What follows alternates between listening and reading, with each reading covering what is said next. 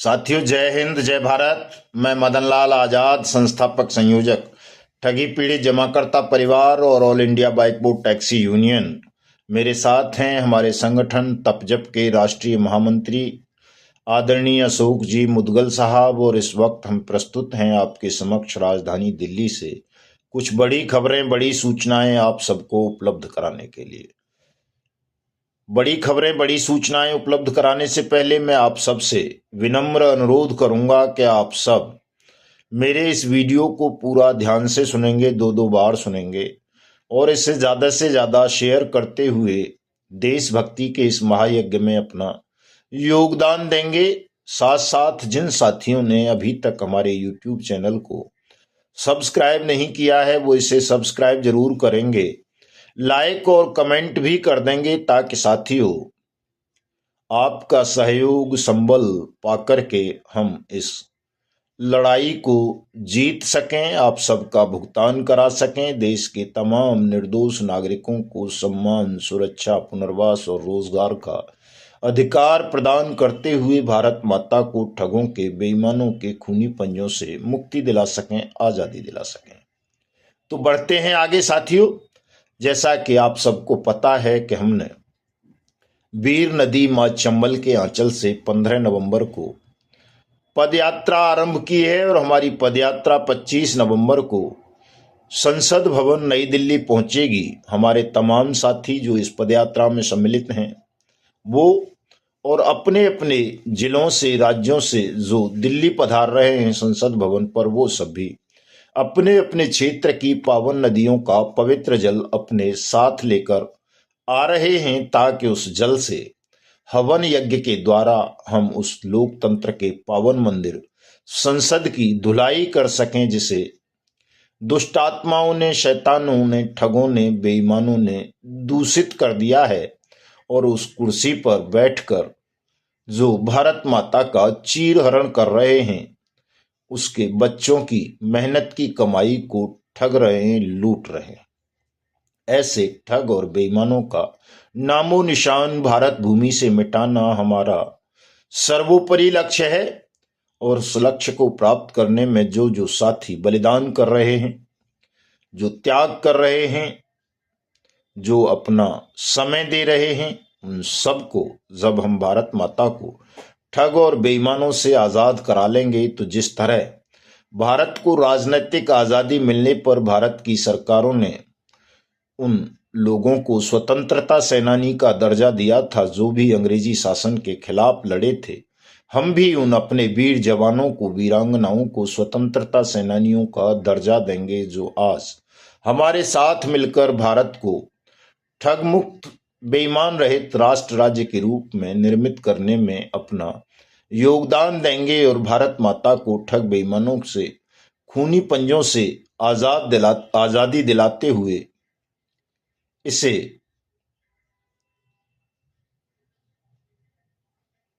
आर्थिक रूप से स्वतंत्र देश बनाएंगे।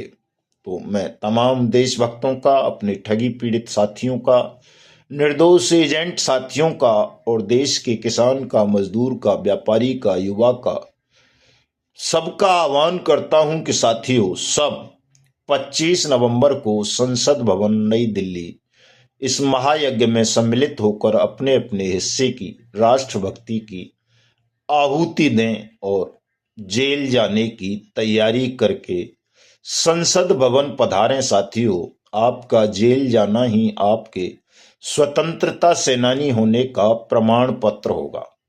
इसलिए बलपूर्वक आपको जिद करके 25 नवंबर को सबको जेल चलना है, या तो हमारे अनुरोध पर भारत सरकार देश के तमाम ठगी पीड़ितों का भुगतान करेगी, हमारे निर्दोष एजेंट साथियों को सुरक्षा, सम्मान, रोजगार और पुनर्वास की गारंटी देगी, ठगों को मृत्यु दंड देने का संकल्प लेगी, या फिर इस्तीफा देकर हमें देश में नई व्यवस्था बनाने का मार्ग प्रशस्त करेगी।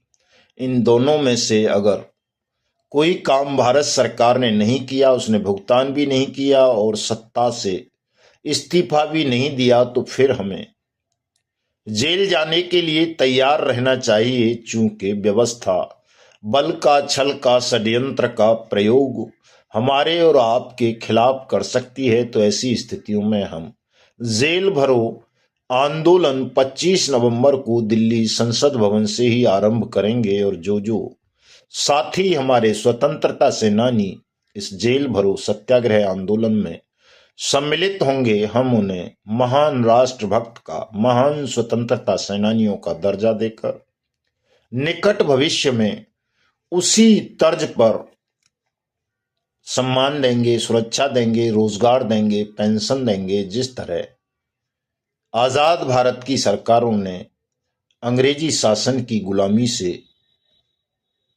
भारत को मुक्त कराने के लिए उस स्वतंत्रता आंदोलन में भाग लेने वालों को सम्मानित किया था। या कहें जिस तरह से आपातकाल में देश के लोगों ने बेरहम अहंकारी सत्ता के खिलाफ लड़ाई लड़ी, तो कई राज्यों ने उन आपातकाल के सेनानियों को भी सम्मान दिया है देश में। लेकिन हम संपूर्ण राष्ट्र के उन महान बलिदानियों को, महान स्वतंत्रता सेनानियों को सम्मान देंगे, सुरक्षा देंगे, पेंशन देंगे, रोजगार देंगे, जो आज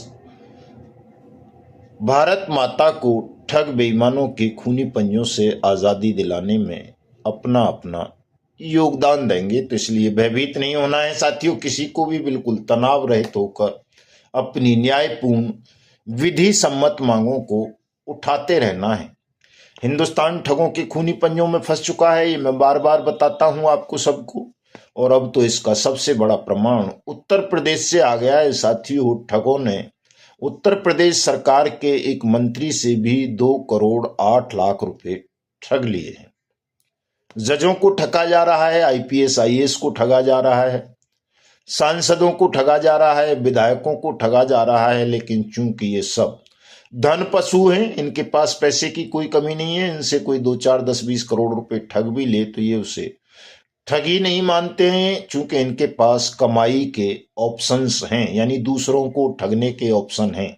कोई इन्हें ठग लेगा तो ये देश को ठग लेंगे। तो ये तो इन ठगी की विचलित कर देने वाली घटनाओं को भूल सकते हैं, लेकिन हम कैसे भूलें जिन्होंने जीवन भर मेहनत की, परिश्रम किया, खेती की, किसानी की, मजदूरी की, एक एक पाई को जोड़ करके ठगों के हवाले कर दिया भविष्य की सुरक्षा की चिंता में कि उस पैसे से हम अपने बच्चों के पढ़ाई लिखाई कराएंगे, उनके शादी विवाह करेंगे, या टूटे फूटे मकानों को पक्के मकानों में बदलेंगे, या वो पैसा हमारे बुढ़ापे में काम आएगा।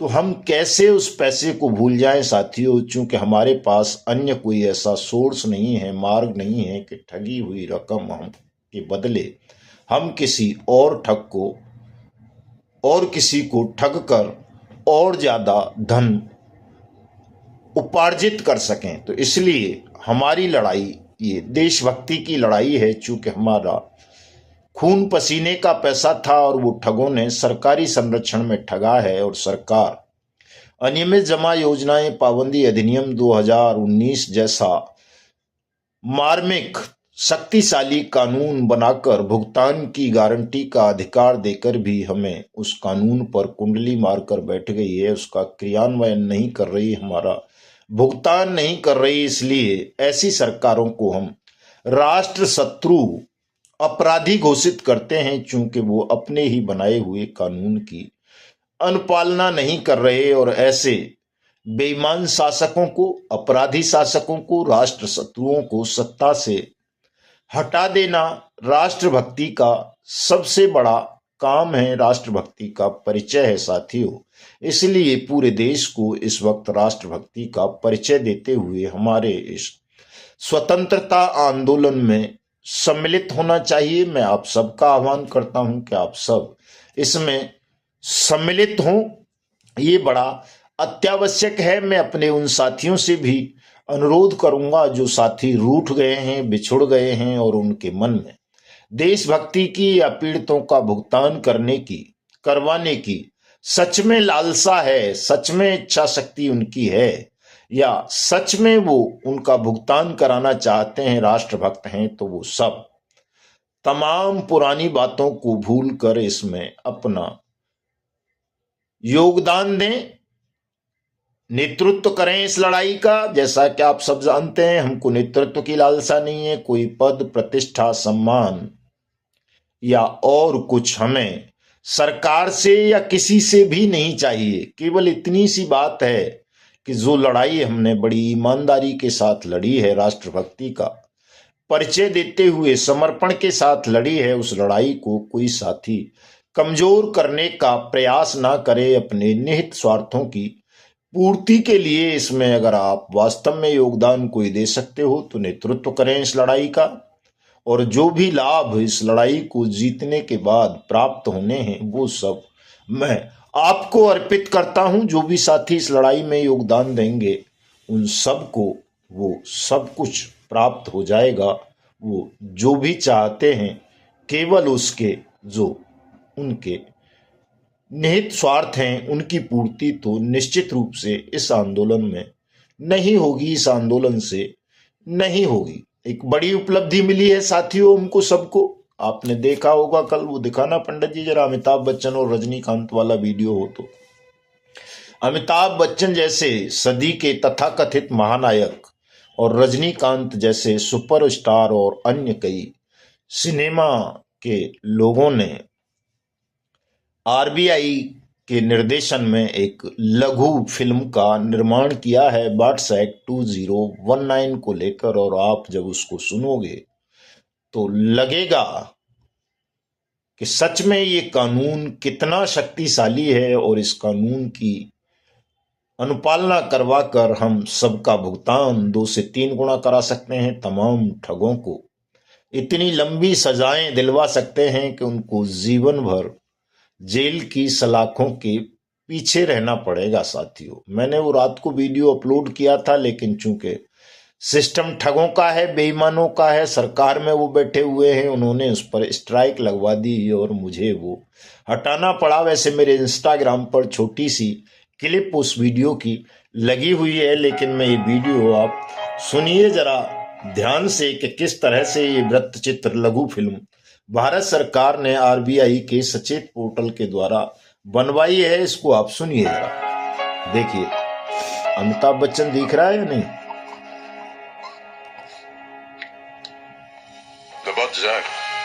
आवाज सुन रहे होंगे। व्हाट्सएप फाइनेंशियल स्कैम्स के लिए बना एक्ट का सेक्शन 21 कहता है कमिटमेंट को हर हाल में पूरा करना ही है, ऑनरिंग अ कमिटमेंट। तो अगर आपके पास शिकायत आती है कि एकेडमी फीस लेने के बाद भी अपना कमिटमेंट पूरा नहीं कर रही, then we have a strong case।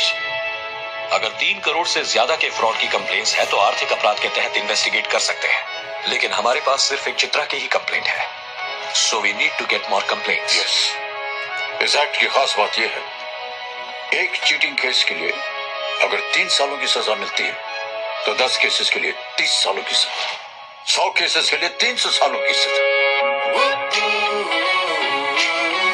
वो अपनी सारी जिंदगी जेल में काटेगा।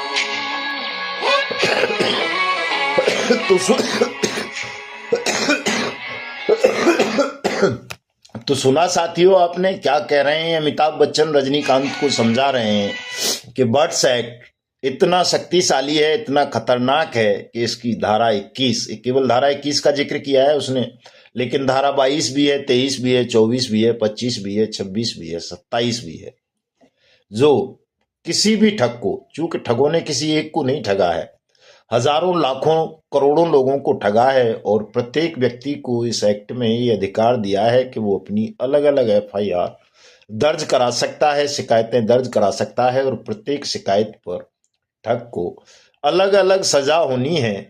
तो उनकी जिंदगी की आखिरी श्वासें प्रत्येक ठग की जेल के सीखचों के पीछे गुजरेंगी, ऐसा व्यवस्था इस कानून में की गई है। और इसी वजह से इस कानून की अनुपालना सरकार अब नहीं करना चाहती, चूंकि सरकार में बैठे हुए तमाम ठगों को जेल जाना पड़ेगा।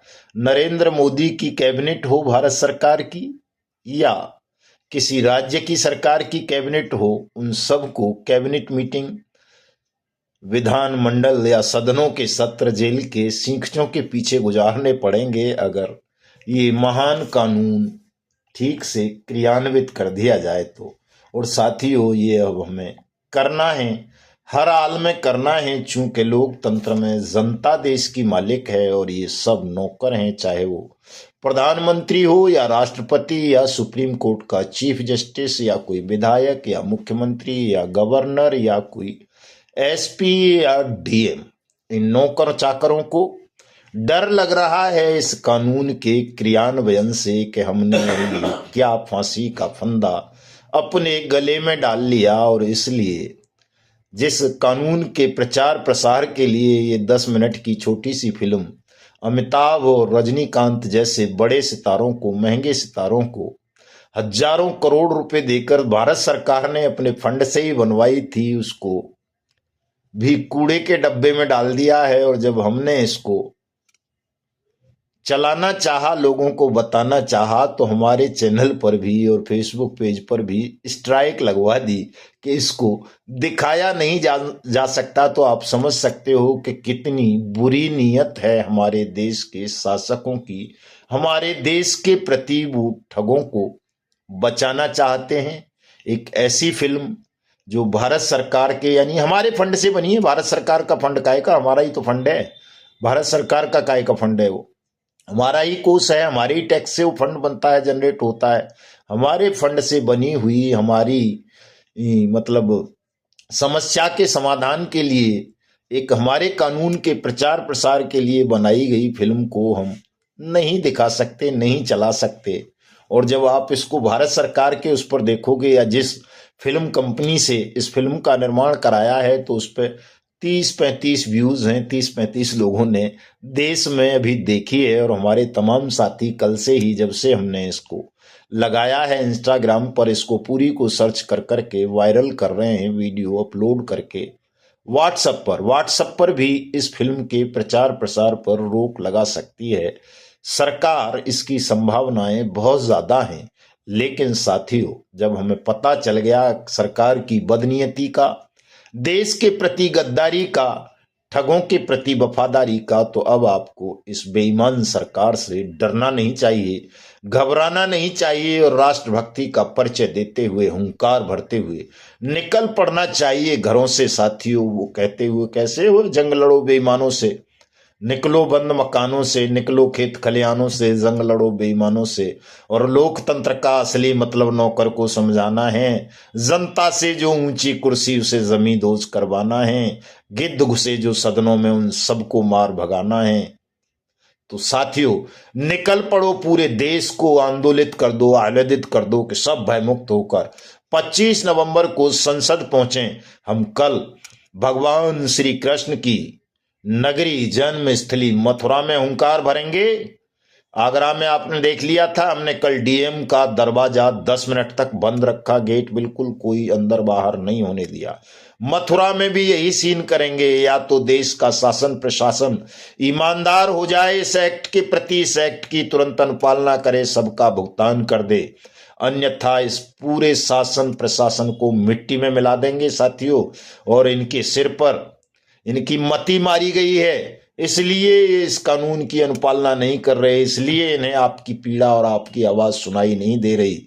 इसलिए इन मरे मराए ठगों से, बेईमानों से घबराओ मत, आगे बढ़ो सब, नाम लिख लो उस इतिहास में, अपना नाम लिखवा दो, अमर हो जाओ कि हिंदुस्तान में कुछ लोग थे, भारत माँ के पुत्र पुत्री, जिन्होंने भारत माता को ठग बेईमानों के खूनी पंजों से मुक्ति दिलाई थी, आजादी दिलाई थी। साथियों, बढ़ चलो आगे और पहुंचो कल मथुरा भी। जो साथी पहुंच सकते हैं 11-12 बजे के बीच में, हम पद यात्रा के साथ, अपने पदयात्री सहयात्रियों के साथ मथुरा में होंगे। हमारे साथी तमाम हमें आर्थिक सहयोग राशि भेज रहे हैं, लेकिन चूंकि समय नहीं मिल पा रहा, जब से पदयात्रा शुरू हुई है, तो उनका नाम भी नहीं बता पा रहे हैं। मैं उन सब का बहुत बहुत धन्यवाद व्यक्त करता हूं, आभार व्यक्त करता हूं, और आप सबसे भी अनुरोध करता हूं, चूंकि ये हम सब की राष्ट्रभक्ति की लड़ाई है। इसमें कोई धन पशु, कोई अमिताभ बच्चन, कोई रजनीकांत, कोई सहयोग नहीं करेगा। केवल पीड़ितों को सहयोग करना है, राष्ट्रभक्तों को सहयोग करना है तो भले ही 1 रुपए का योगदान दें, लेकिन आर्थिक सहयोग अवश्य करें ताकि इस लड़ाई को हम भयमुक्त होकर आपके बल से आपके लिए चला सकें साथियों। और ये जो ज्ञापन है 25 नवंबर के लिए संसद के घेराव का, संसद की धुलाई का, इसको तमाम साथी अपने अपने जिलाधिकारियों को और एसपी साहिबान को जल्दी से जल्दी दे दें। ये बता दें पूरे देश के तमाम ठगी पीड़ित एजेंट साथी कि आप सब भी संसद भवन पहुंच रहे हो, संसद और सांसदों की धुलाई करने, संसद को लोकतंत्र के मंदिर के रूप में स्थापित करने के लिए। तो कल मथुरा मिलेंगे साथियों। जो मथुरा के आसपास के साथी हैं वो कल सब सादर आमंत्रित हैं, आ सकते हैं। थोड़ा स्वास्थ्य भी गड़बड़ा गया है, कुछ काम ऐसे दिल्ली में फंस गए हैं कि हमारी अनुपस्थिति में वो हो नहीं पा रहे, तो उनके लिए भी हमको दिल्ली दौड़कर आना पड़ रहा है। लेकिन जो साथी हमारी अनुपस्थिति में इस पदयात्रा को चला रहे हैं, कष्ट भोग रहे हैं, वो सब भी नमन के योग्य हैं, प्रशंसा के पात्र हैं। तो आप तमाम साथी इस प्रशंसनीय, अद्भुत, ऐतिहासिक कार्य को करें। और मैं फिर वही कहूंगा साथियों कि हिंदुस्तान में आपसे महान कोई न हुआ है न होगा। ये काम आप हजारों साल बाद करने जा रहे हैं, इसलिए थोड़ा आपको कठिन लग रहा है। और इस कठिन लड़ाई को आपने उस मुकाम तक पहुंचा दिया है जो अब आप अंतिम मोर्चे पर हो, जीत के बिल्कुल नजदीक हो। तो बढ़ चलो साथियों, मिलते हैं कल। जय हिंद, जय भारत।